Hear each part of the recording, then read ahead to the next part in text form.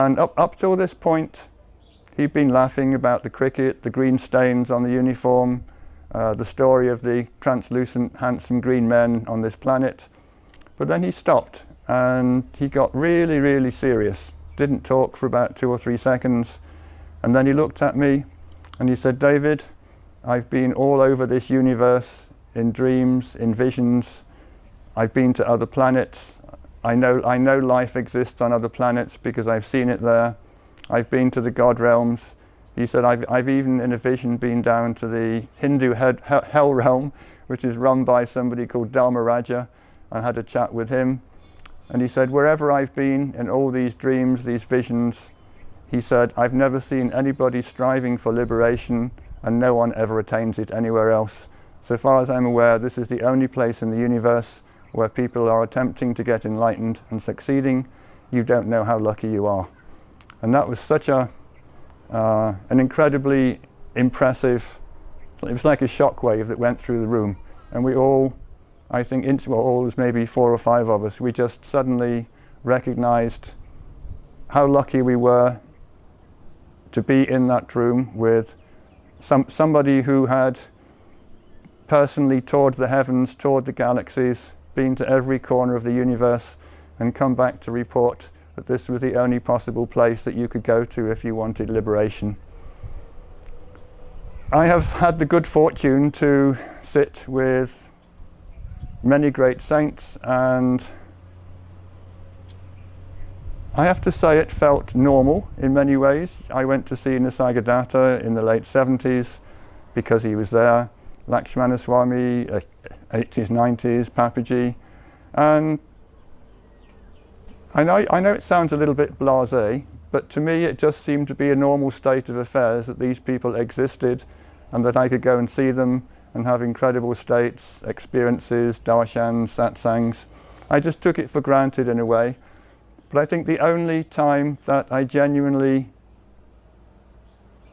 became aware, wow, what a lucky person I am, wow, this is amazing that I've got access to somebody like this, was sitting in that living room with Papaji, having him say that he toured the whole universe, the God realms, and that this was the only possible place you could come to get liberation. And I thought to myself, there are so many people in this world. Papaji used to occasionally preface his remarks by saying, there are 6 billion people here tonight. In those days that was about, there are 6 billion people in the world. How many of them are here in satsang? How many of them, of those 6 billion, are seeking liberation? How many of them are finding it? It's a fraction.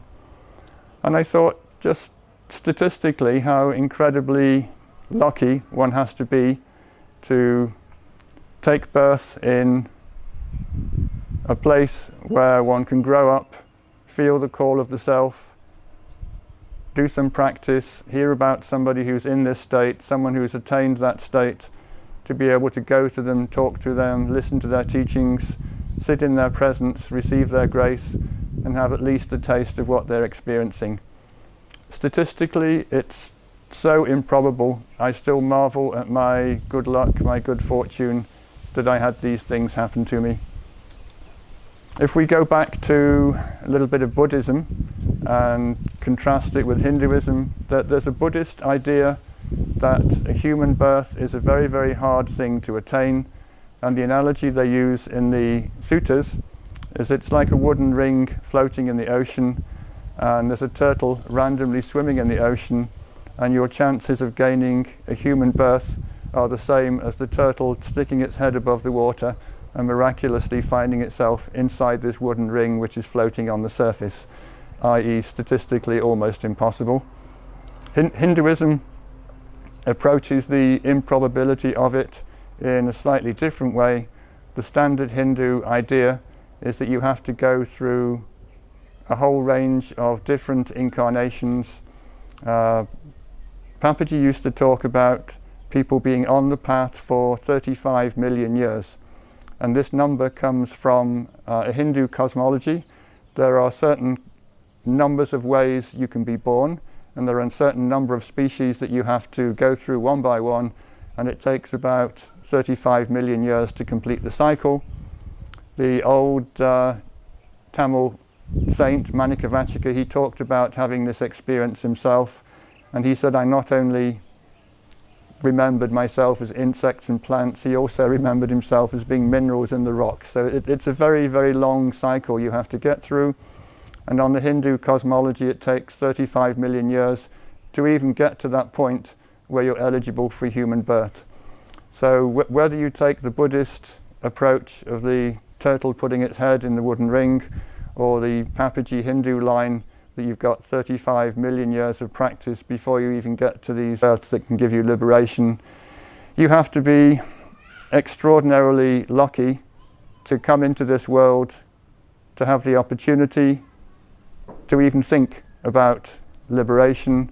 Then out of that number of people, you have to have the good karma to find someone who is in that state, who possibly has the power to show that state to you.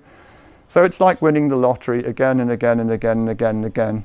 The 100 people who end up in the satsang of a liberated guru are not there by chance. They've all earned their right to be there. They've gone through their millions of incarnations. They've done something to have the right to be there in that moment.